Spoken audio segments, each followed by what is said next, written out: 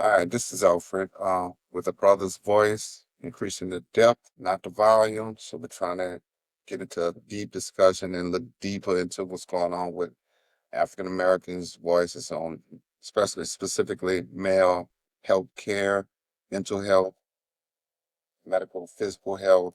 Okay, we're going to do a holistic approach. But today we're going to talk about trauma. And when you think about trauma, it's definitely a gift that continues to give. I mean, we always talk about hurt people, hurt people. Well, I can't think back on the story, particular incident when I was a kid growing up. We used to catch the bus everywhere we went. And I remember right around the corner from there, walking from the bus stop, I would go past older kid's house. And it seemed like almost every time I walked past that house, it was him and his father. Like his father was beating the hell out of him. You could hear it. You could hear the screaming and yelling, all that. And I just remember this guy. This guy here was our own personal little Debo from Friday. You know, he was really a menace. And I think about it now. When I look at it, I think about the abuse that he probably endured and how that abuse it just was something that he pushed out. Because when he came out that house, whenever he came around, the fellas, we was playing ball or whatever we was doing, just sitting down there talking or whatever. He came out there, he was angry. He was always looking for something to start some confusion, a fight, or whatever it would be. He was a good bit bigger than us, and he was a few years older, so it was a little difference. But of course, in those days, the culture dictated if someone come approach you, that was just what you had to do. That was a big part of it, the way we grew up, and that's how, in many ways, and it might sound, that's how we gain our respect. Whether some cases you win, some cases you lose, but your ability to stand in that fight and stand up behind yourself, that meant a lot, especially in the neighborhood where I come from. I'm sure what I'm talking about isn't foreign to many, many African American men, especially around my age. I know things are a little different now, but so we encountered that. So all of us played ball together. We all fought. We all got into it. It was hot, it's New Orleans, so you disagree in a football game or basketball game, you could tempers flared. But this particular young man was disturbed because he had a lot of anger issues, and he was real sadistic in a way because he liked to hurt little younger kids and people that he felt like he could control. So that's one of the reasons why I say it's a gift, though, and it keeps on giving. And it's something, it's a problem that we need to always look at. And when we talk to people, and especially from a mental health perspective, you don't know what a person been through. You don't know what a person has gone through. So we have to catch them wherever they're at. So with that said, trauma is any incident that's overwhelming, causes the person to feel a sense of helplessness, some kind of traumatic situation. It could be violence. It could be witnessing some violent act, being a family member or a friend of someone that has some horrendous action, a traumatic event occur to them, and it still could be traumatic to this person. Now, why am I saying that? Trauma is one of those things. It's not like a stressor. A stressor is something that occurs for a short period of time. Once you get past the stressor, you go on. Trauma is long lasting. It stays with you. Um, and it's very relative. What I mean by that is would be maybe trauma to me may not be trauma to the next person. What we have to be mindful though is something inside. So case in point, a kid may hate to be verbally abused, talk about. And as kids growing up, even adults, and people like to act like it was all friendly all the time back in those days. It wasn't. Adults was pretty abusive. So adults might tease the kid, tease them for being fat, tease them for being whatever characteristics. And it was funny because the adults would tease a child, and then when the child said something back to the adult like, "Don't tease me," the adult would accuse the child of being sassy or disrespectful. What they used to call them boys? Ooh, he roguish. They'll call those terms. So just to keep in mind that they was saying quite negative things as a child, but that's just how that went during those days. But getting back to my point, words, verbal abuse could be very traumatic because what a person may say to me might not bother me. I might move on and not think twice about it. What they may say to another person may have long-term effects. And we don't know. We don't know. So we just want to be very careful with that. Okay? We want to understand and respect each person and be available to talk to a person about how they feel. And keep in mind, this isn't no counseling session if you're just talking to a friend or family member or whatever. But catch them where they at. If this is what they want to talk about, if they want to open up talk about it, allow them to do it. Don't be judgmental. Let them talk about how they feel. Because again, because you don't see the problem with it, doesn't mean it's not a problem to them. And like I said, there's a definition for, say, for instance, PTSD. People suffer from PTSD. A lot of veterans do. You know, I'm a veteran myself, but I never was in live action. Many of our gentlemen, our veterans, went out there to Afghanistan, did tours out there, and was under live fire. RPGs, things like that. So, with that being said, seeing some of their comrades, or fellow veterans, or fellow soldiers at the time getting killed, injured, or whatever, and maybe they was injured. Well, those are horrific acts. Sexual assault or rape, horrific acts. So with that being said, many times they're classified as having PTSD. And this, in the definition of PTSD, the signs and symptoms of PTSD, I gotta make it so that it's pretty clear. It's a little different, but it can kind of be fluid. For instance, if I'm talking to a person that may have PTSD, you're looking at a person that may have nightmares about it, flashbacks, where the flashbacks is so real that they actually feel like they're in that event again. So if a person that was a rape victim, they may have flashbacks and feel like they was in that situation during that flashback. They avoided of certain situations, such as a street that they were on that the incident occurred, or they avoid situations that remind them of the event. It changes their reaction, their mood.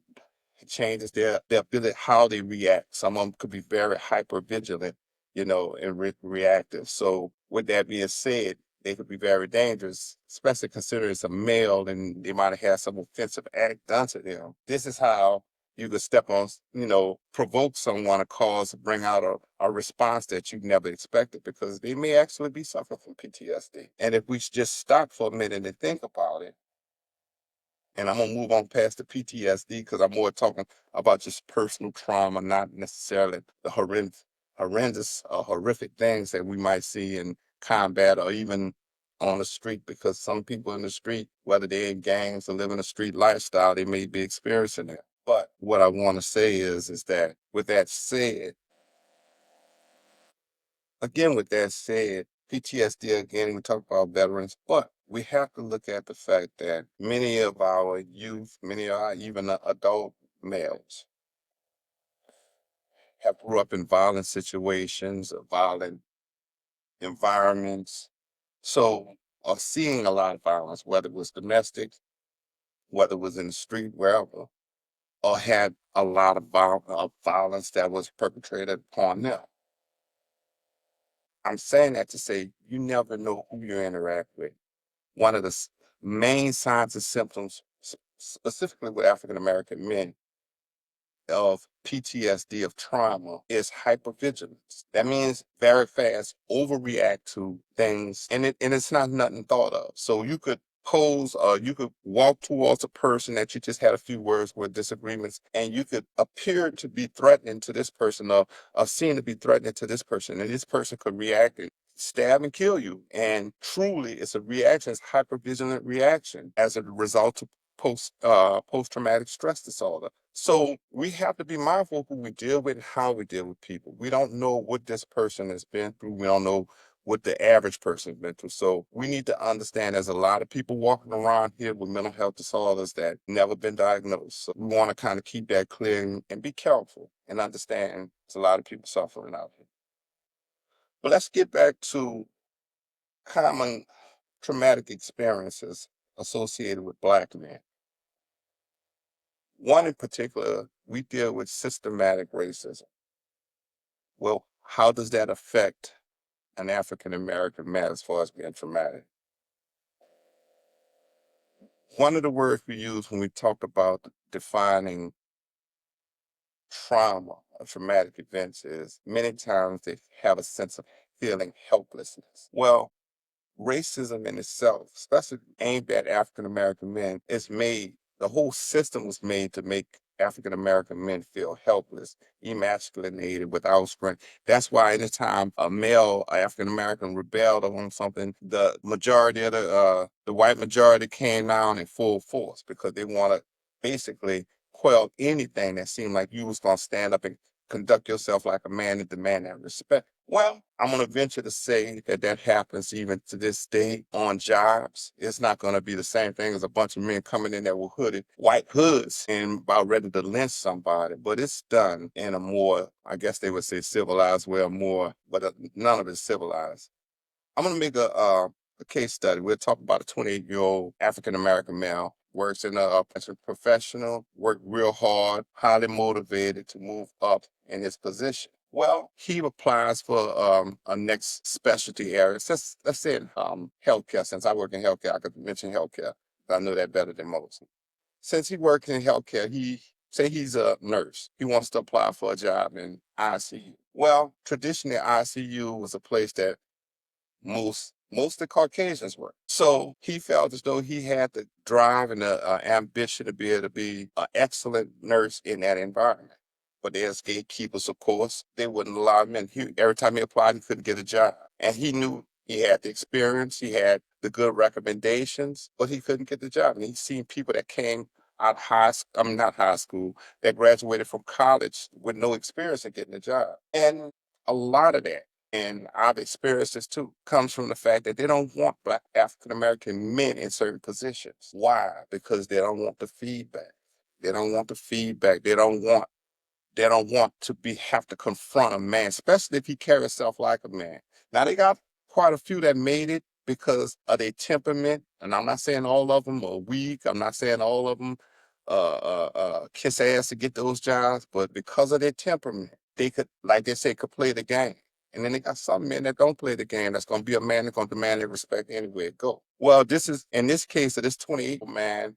He demands his respect. He carries himself like a man. He demands his respect. Well, that makes the hiring person many times feel uneasy. That makes the person, him not fit into the group. Because in most cases I've seen, and I can speak on this and I've said more than once, many times when you see African American men, even African Americans, period, get into certain positions, they have to fit into what they consider their culture. I know they teach about this so much, biodiversity and cultural diversity and all that stuff. They have many classes. That's lip service, honestly. Now, so this person is rejected after applying for a number of different positions. Feel a sense of limited. He feels limited in his position as far as what he can do as a healthcare worker. It affects him. It causes him to have self-doubt, lose confidence, be angry, be depressed, mood is off. He thinks about it. He's lose sleep. He feels a sense of helplessness because no one there, even though they understand the situation, is going to get out of their safety zone to come and take up and step up for him. So this could be traumatic to this gentleman or this person, this African-American male that went through that. That's tough. Now, that has happened to me more than I could account. And what the situation is, you can't help but feel a sense of anger, frustration, and helplessness. Could that be traumatic depending on the person, how they take it, how they look at life, how they live their life, just what's natural to them? Now they'll say, how is that systematic racism? Because it's a system in place keeping an African American male from getting to a particular place because of how he carries himself. I'm gonna double down on this. Now I'm thinking about it. I'm saying that to say this. In this country, they promote men being men, strong-hearted men. I remember coming up John Wayne. I look at those movies where they had the white guy. He's a detective. He's tough and all that, but you never see them having many African American men that come across there with that swag and strong. Only ones you see will be ones that's criminals. Now, I'm sure they have some shows. I don't see too many. I mean, Alex Cross, maybe, but there's not many shows that promote African American men leading the chase, leading the decisions, standing in the cut. There's not many shows that show that. So many times when African American men push themselves to get to certain levels and they see that door, that glass ceiling that's over their head. Yeah, it could be very traumatic. It could definitely be very traumatic. And what I would wish by hearing this, I don't care if you disagree or agree, I'm good with it. I know my experiences, I know what I've seen, I know I'm just blowing smoke. I would enjoy the discussion to go further. First, with African American men that hear it, that's professionals or that's in a select position. People out, of course, African American females, Caucasians, whoever want to join that discussion, but it need to be discussed. It need to be discussed. So that's what, when we're looking at systematic racism, that's what we're talking about and how it could affect even a professional male that's been working, that's honest, doing it the way we're supposed to do it, still could be affected. Violence, of course, could be a traumatic event that can initiate trauma. Many times when we talk to do interviews and we ask them about their history, what they were when they're children, what they went through. We have what's known as adverse childhood experiences. Example of those could be sexual abuse, physical abuse, emotional abuse, or verbal abuse, neglect. And when you think about it, even if the child, even when you ask were they neglected, if you look at their history, even if you didn't look at their history, say you're just a neighbor or friend, and you know the mother was addicted to drugs, the father was addicted to drugs, and that child grew up in that home. Best believe that they dealt with trauma. They dealt with trauma. So it's important to understand it comes in many different, it's not just the person that has something blown up in front of them or been in a terrible accident. These are things that we see day to day. And more African American men than we realize deal with trauma. Another example of trauma could be incarceration, death of a loved one. Now, that could be also considered a stressful situation. But again, remember what I said when we're talking about trauma, it's very relative to the person. For some people, a death is a natural thing, even a close loved one. For another person, it can be very traumatic. So that's catching where they at. Let's understand we're not reading a textbook, we're not reading a DSM-5, we're talking with people and understanding their problems. Okay. All right. Some of the complications for trauma. When I look at, from my experience of what I've seen, trauma is one of the main sources of initiating mental health disorders. Many people that suffer from anxiety dealt with trauma. Many people that deal with depression and anxiety, depression by itself, had had traumatic events that occurred. People, I remember doing, I realized that when I started doing what we call mad work with addiction, substance abuse, and you would ask them their history, and they'll talk about the things that they went through, and they have clarity in it. They'll tell you this is one of the reasons why I take these drugs. I don't want to think about my life. I don't want to.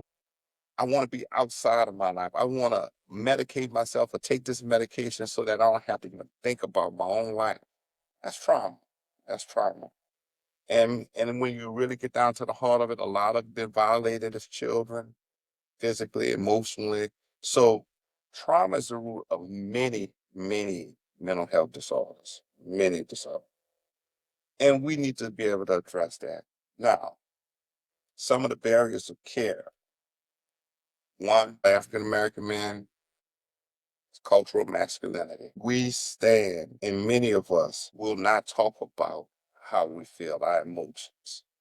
You could be married and you could be at it broken, feeling broken. And you wouldn't look to your wife and say, I'm hurt now. I'm ready to cry. That's not the culture that we came from. Now I know things are changing, some for the good, some for the bad as far as I'm concerned, because masculinity is something that they're trying to emasculate men and we don't want to lose that, but we also need to be in touch with our feelings enough to be able to talk about it, whether I don't need nobody crying from me. I'm all right with that. If you want to cry, it ain't gonna make me feel different towards you. But being able to open up, because we always had a term, pressure bust pipes. And if you can't let that out, it's gonna come out one way or the other. Sometimes good, sometimes it could be really, really bad. So if you want to vent and talk to me about it, I understand. I don't take it personal. But we need to, as African American men, reach out to other African American men. I see that so much. We don't do that. Now, the funny part, masculinity is a barrier. We understand that. I'm gonna go back a little further and we're gonna finish in the barriers and we'll talk about this a little bit more. But being desensitized to your emotions. How many African American men, especially I guess around my age, say 40 and above, are open to talk about their emotions. Oh, baby, I was so upset. I felt like crying today. They could say that. I ain't saying that it's impossible. I'm sure they got quite a few. Coming from where I came from, and I know they also call this toxic masculinity. That's a no-no to show that much. You don't want to be vulnerable.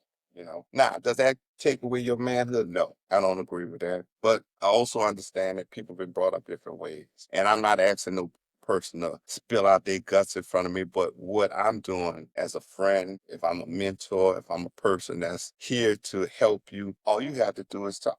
If I'm For example, I've had this happen to me more than once. A friend, even associate, will call 9 o'clock at night. Dude calling me at 9 o'clock. What's up? He don't usually call. I ain't got no problem with him calling, but he don't usually call at 9 o'clock. He called. What's up, man? What's going on? Everything good? Yeah, everything. Now, all right. So obviously he has something going on. He calling me for a reason. I sit down there and just hold it and make small talk till they're ready to talk about whatever you need to talk about. Understanding that there's men don't generally just call just to chew the fat. Sometimes do. Depends on your relationship with that person. But if someone that's you don't usually talk to and they call, they have something on their heart, something on their chest, and just maybe they stress and need to talk or laugh, whatever it is. Allowing ourselves as African American men to be men and mentor and be friends and fellowshipping together with other men. One of the problems I have with many, not all, many African American churches that we have African American men, but they don't know how to reach out to brothers. They don't make the church hospitable for other brothers. It's very interesting. I pay attention to dynamics. They in So we talking about people that's in the body of Christ. We need to be open to receive other brothers that may not be like ourselves. Open up to hear what they have to say. Open up to receive them. I'm not telling anyone to refrain from what your values are or what you know God to be, but I'm just saying open ourselves up because if we don't take care of us, who will? The enemy been using divide and conquer for years, and I'm not calling no white man no enemy. I ain't talking about no white man on that one. I'm talking about in general because we wrestle not with flesh and blood, but principalities, and that's my beliefs. I don't care if you don't necessarily agree with me on what I believe in. I'm a Christian. I'm standing on that. But my point is, we have to understand to stand on what we believe in and be a lifeline to other people. So, getting back to the barriers, last barrier is stigma. Again, getting past that stigma of mental health. Mental health. I that's for the crazy people. I ain't crazy. I'm just going through something. Getting past that, no, it's okay to open up and go get help, some additional help. And we need to keep those communication lines open and being accepting of things. We really do. Now, I'm gonna speak on this, and this might not sound politically correct. We've been accepting of a whole lot of things in the last 20, 30 years. We should be accepting of a brothers that's going through stress and be tolerant of our own and be an ear for 'em. Okay. So those are some of the barriers. Let's talk about interventions. Again, going to a friend, going to associate, if that's a person that's listening that could give you good advice, going to your pastor, going to a member of your church, going to a member of your organization, whatever it is, and talking to them about it. Now, trauma, depending on how complex it is, because they got some real complex cases of trauma that you really need to, you can talk, you have a friend, that's fine, but you're going to need to talk to someone professional to pull off those different layers and help you remove those layers and identify what's going on with you. But if you're just dealing with a situation, and again, let's look at trauma. It's something that's overwhelming. It's something that could have happened 20 years ago, but just one little trigger initiates you and brings you all the way back. Now, you might not be having actual flashbacks, but you may be have that intense feeling, that hyperreactive feeling, heart beating fast, your fists clench. You're in a hypervigilant state at that point in time. That's why you're still living in the moment. You're still living in that trauma. That's why it's so important to be able to talk to people. And the next level of intervention would be to talk to a professional, psychiatrist, talk to a therapist, and you may be able to take off those layers and identify what's your triggers and identify ways to manage those things. Because the key thing is this: if you are injured, you are hurt. We say that's the gift that continues to give in its own way. If a man is hurt, traumatized, and deal with trauma, whether it's on the job where he's not feeling like he's underpaid, whether it's family, whether it could be a number of different things. But understand, this affects this man's ability to be intimate, develop relationships with his wife, maintain relationship. It could enter the relationship with his wife, or his girlfriend. It could impede the relationship he have with his children. So when a man is injured and a man is troubled, or a man killed or taken out, if he's taken out of the community, it doesn't just affect him. It affects his wife, his girlfriend, his children, his whole community. So we need to start learning how to be community. And again, that's going back to one of the interventions, learning how to cover someone, cover your brother cover him when he down. That's important. So love covers a multitude of sins. So having love for each other, in a healthy way. And of course, going to a professional, you may have to maybe medication that you can take that can help you. Trauma affects the way your brain, your nervous system works. It does. It actually physically affects it. So you may need medication to help balance your neurotransmitters during this time and maybe even after to help you get past this. But the willingness to work on you, the willingness to look at yourself and see something that you want to change, the willingness to turn to people that may be able to help you and allowing yourself to be vulnerable is important because this is the only way you're going to go. All right. So those are some of the interventions. We talked about the barriers and interventions, and trauma is such a complicated, it's such a big topic that I just took out a small piece, and it was more giving a picture of trauma, not exactly from a PTSD type of horrendous accident, which that's trauma, of course, we know that. But let's just talk about day-to-day trauma. And in the situation I talked about systemic racism trauma, violence, which many African American men are exposed to, childhood abuse, such as physical abuse. We talked about those things and how it affects you now as a man. And understanding that you can talk to people, loved ones, friends. If you don't feel comfortable talking to someone, church member, pastor, whatever it is, get some professional help. You'll notice there's a problem when you bring it. It could take one thing to trigger you, and you're all the way back to what you once was. You're that same little kid that went through whatever it may be. That's trauma, and let's try to work on bettering ourselves because whether you know it or not, trauma. We talked about trauma initiate. One of the main reasons. It's why many people abuse drugs to self-medicate so they don't have to think about what they went through. But think about how it affects all the people around you. So I'm gonna leave this at there. We may finish this discussion or go into another discussion on another variation on dealing with trauma. But I just want to put it out here for it to be a discussion. I'm okay with having a different viewpoint. That's what we do. As men, we don't always have to agree, but we don't have to be disagreeable. And there's always ways to reach out and talk and discuss things that and we can all go from. But until next time, peace.